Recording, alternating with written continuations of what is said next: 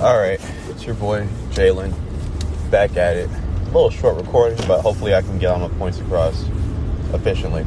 So, this recording is going to be about pretty much reading Byung-Chul Han and who else? Mark Fisher. Right? I read Realism and all of Byung-Chul Han's works. I read The Agony of Eros, Burnout Society, The Crisis of Narration, and now I'm trying to finish up The Disappearance of Rituals.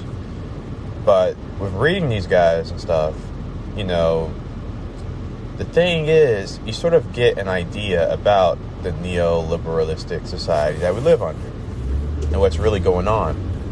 And for me, a good point that they make, well, that each of them make is, one of them, with Byung-Chul Han, is the fact that we live in a world of positivity. We live in a world to where everything is just building upon one another continuously. And it's not in a sense to where it's like, you know, a building upon that is new. Because with a building upon that is new, there's a necessary element of destruction that has to be had. The positivity that exists within capitalism is tumorous. So it builds upon what already exists. Even if what already exists is good or bad, it just builds upon it. It's afraid of what's new. It's afraid of what's alien. It's afraid of a factor that's introduced into the system that might destroy it. It doesn't want any of that. You know, when we think of something simple, you know, if in capitalist society, what do you have? We got the iPhone 1 now, the iPhone 2, the iPhone 3, the iPhone 4, the iPhone 5. And the thing with the iPhones, and the thing that Mark Fisher talks about, is what you sort of realize is a lot of what culture is now is just a recycling, to the point to where it's a recycling in the fear of something that's new. It's a fear of negation within the society.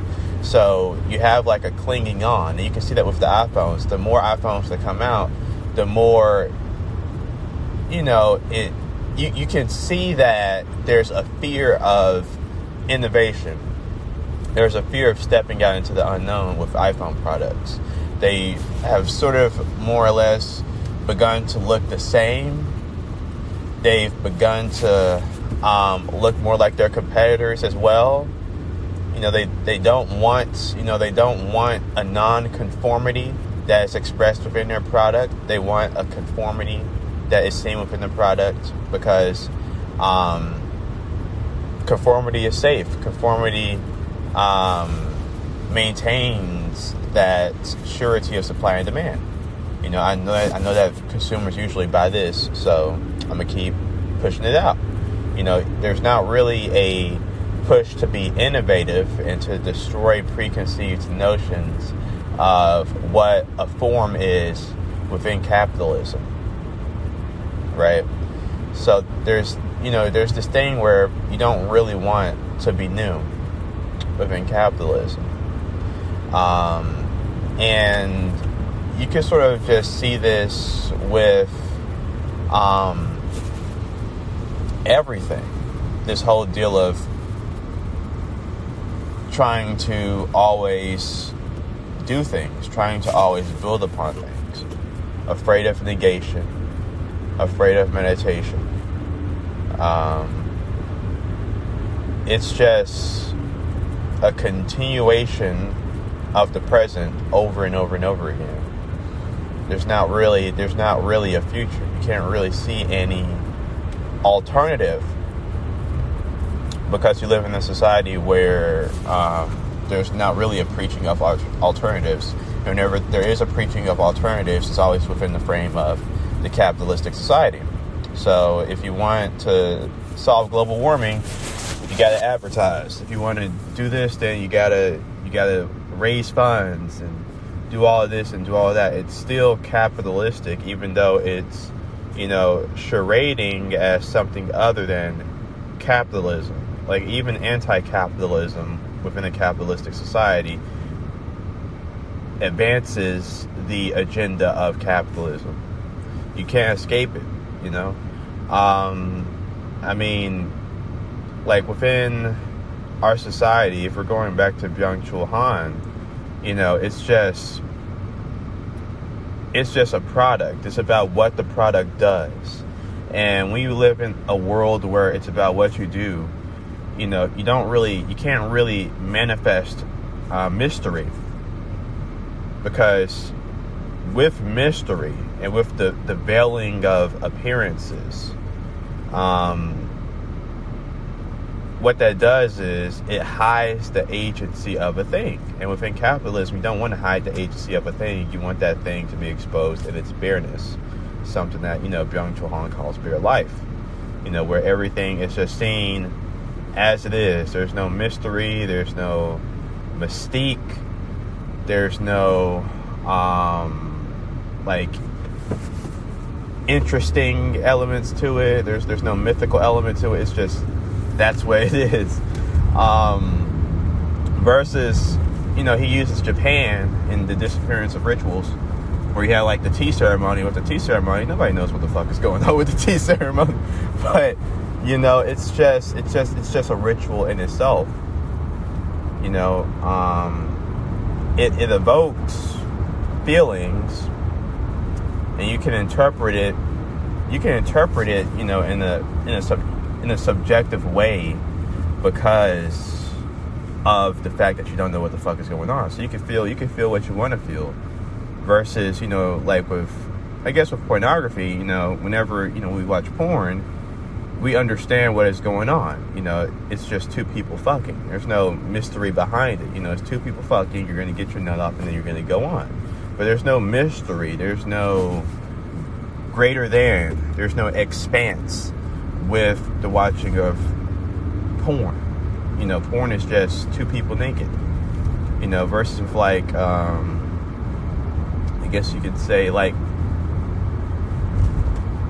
the more pleasant forms of eroticism, where it's like these longings and all that sort of stuff. It's torturous. That's why a lot of times, you know, I'll be liking taboo romances, because it doesn't make sense. You don't know what the fuck is going on.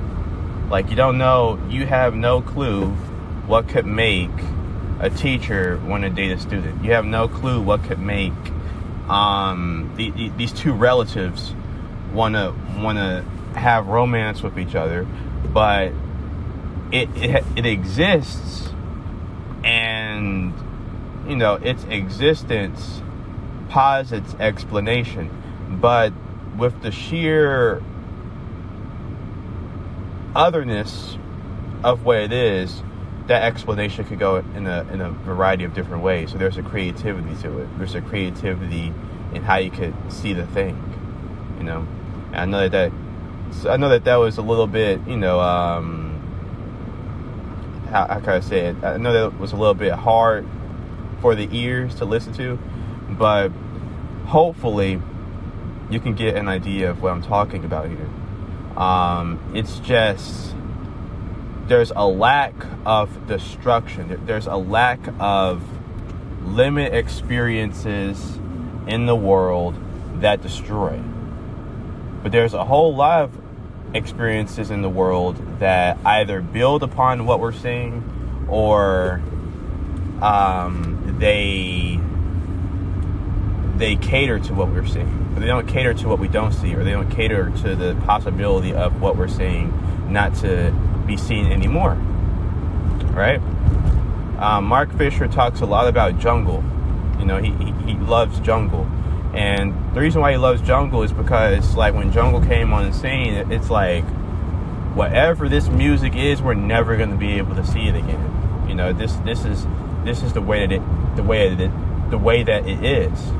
You know, you got all this rock and all this other types of shit, you know, in the 80s and 70s, and then next thing you know, you just have a drum set where it's like, you hear a whole bunch of different drums and electronic shit, and it's just like, where the fuck did this shit even come from? But it's like spontaneous and new with jungle.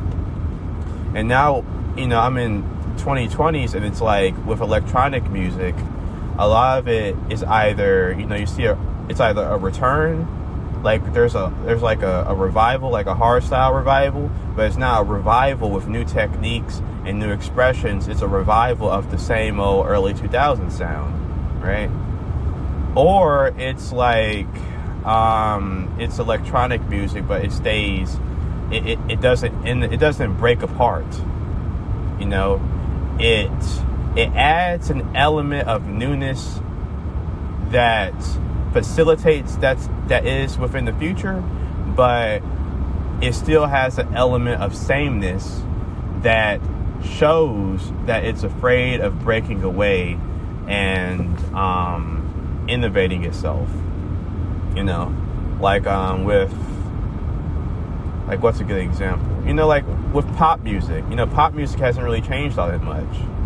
It's like a lot of what I see as pop music is the same rhythms from like the 2010s. You know, the same rhythms that we have seen in the 2010s we're seeing now in the 2020s. It's just that, you know, like since society is becoming more globalist, we're seeing a lot more other forms of music being added into it, like, you know, K-pop, and, you know, you got J-pop, and you got collaborations with all these different artists from different cultures making pop music. But the pop music isn't really that different. You know, it's the same thing. So, yeah, it's just a society of the same thing over and over and over again, for, you know, layman's terms. It's just over and over and over again, or it's trying something but really still sticking to the same thing. So it's either, you know, hammering away at the same wall, or, you know, we're taking the hammer and we're hammering away at the tree. You know, it might seem like a different activity, but it's not really a different activity, honestly.